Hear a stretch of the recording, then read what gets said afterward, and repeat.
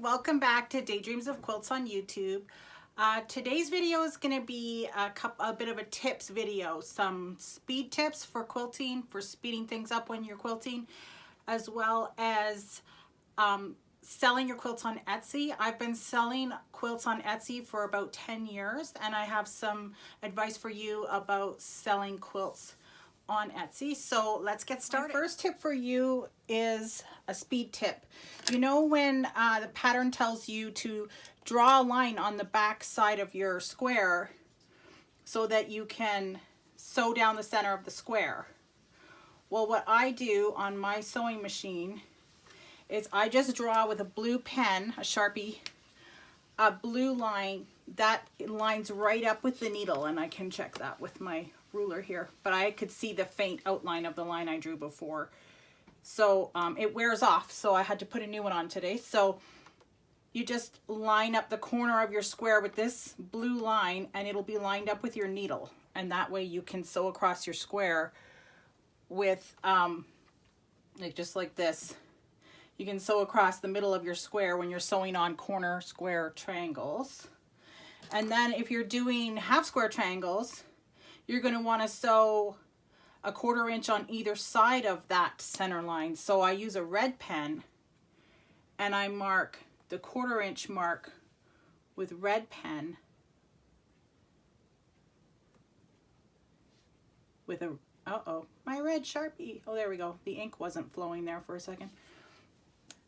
So I could line up my half square triangle corner right here, this corner, with this red pen mark, and I would be sewing a 1/4 inch and then flip it the other way and sew again, and you have a 1/4 inch on either side of the center line.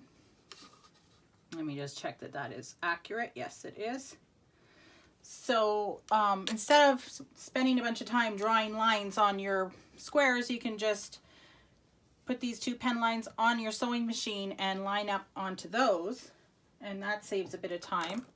They wear off after a while though, so I just had to put new ones on.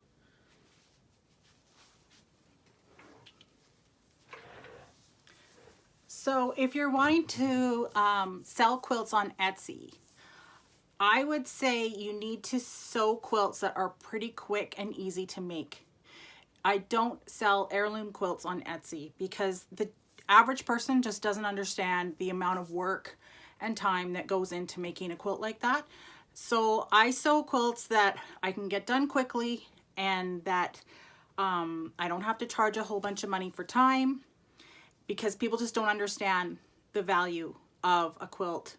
Some people do, and you might get a customer that would buy an heirloom quilt for say $2,000, but you will probably wait for such a long time for that quilt to sell, for that right customer to come along.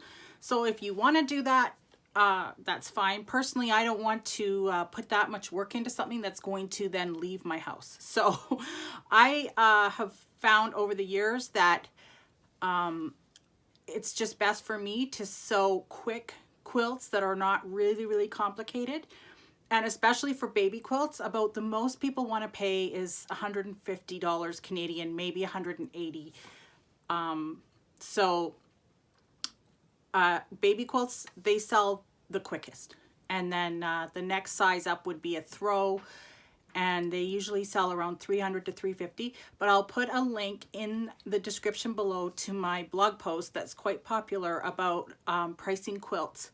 You can use a formula that that's what most long arm quilters will do, and they will charge per square inch. So I would usually charge 10 cents per square inch, unless I have to send it out to a long armor, like if it's a king or a queen, then I might charge 15 cents per square inch because I'm going to have to pay someone else to quilt it. So I'll put a link to that in the description below so you can read that when you have time. But for today, I'm working on a baby quilt, and it's just going to be super simple. I'll do a little PDF worksheet for you to download if you want to make this. But I've cut out 80 5-inch squares and about 80 2.5-inch squares, and I'm just going to be sewing corner square triangles onto each 5-inch square and creating a pattern with that when it's done. So for speed when you're quilting, I would say something quick like this works well for a baby quilt, and because I've already got my lines on my machine, I don't need to draw them on the backs of my squares. And I'm just gonna line up my square with the needle, the corner of my square, and just sew across it, lining up the bottom corner with this blue line. And I'm just gonna keep doing that until I have all of my squares with corner squares on them. Okay, so here you can see this is chain piecing, where I just keep running the squares through the machine without breaking the thread. So when you're finished chain piecing all your squares, you can just clip them apart. And then what you're going to do is line up your ruler on the 1/4 inch line. Here, let me get closer here.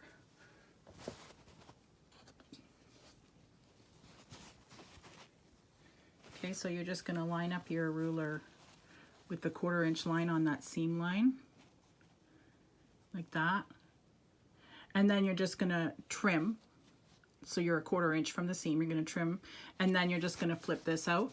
You flip this out and press, and that's how you make your squares. Okay, so once you have all of your corner squares sewn on, like I said, we're just going to line up the 1/4 inch line on our ruler and trim off that outer corner, and then we're going to be flipping these out and pressing towards the corner. So this goes by pretty quick.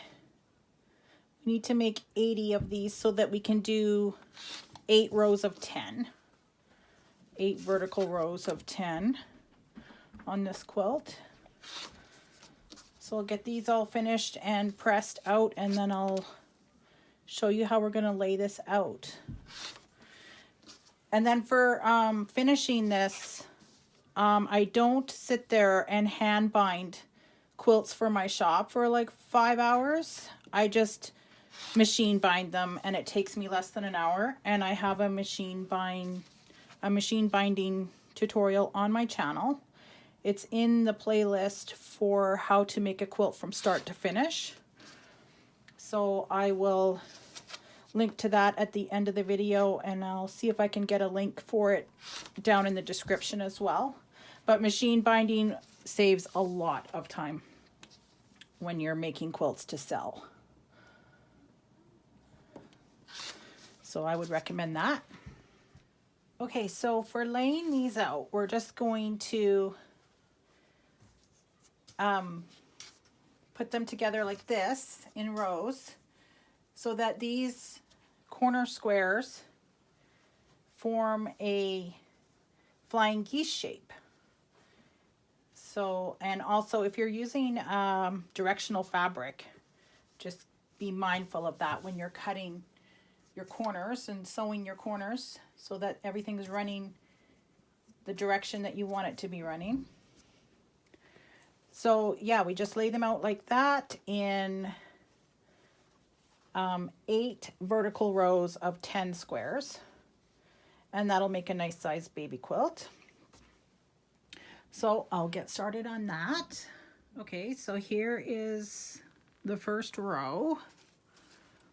And you can see that those corner squares make a nice little flying geese shape there.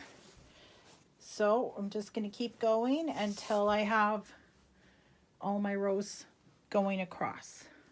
Okay, so here's the second row. Now I would suggest that you press this row going down and this row going up so that you have nesting seams on the back. So your seams are going in opposite directions, and that will reduce the bulk in the seam allowance.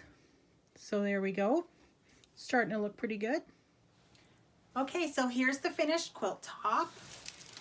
And as you can see, I changed it up a little bit on this row over here. Just create a little bit of visual tension.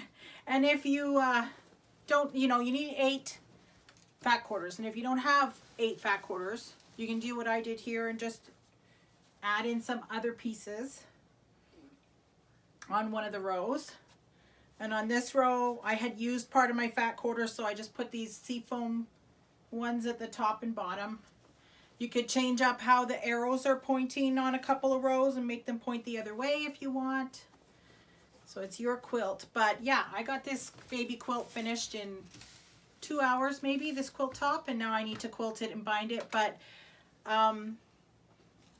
it's a good quick little project, even just for a baby shower gift that you need to make quickly. But for selling on Etsy, it is a quick project that doesn't have to cost a lot of money as far as charging for time. So I'll make a little PDF sheet for you and put it on my blog. I'll link it in the description for this instructions for this quilt. And don't forget to give me a like and subscribe and hit the notification bell for more videos from Daydreams of Quilts. Happy sewing and good luck selling on Etsy.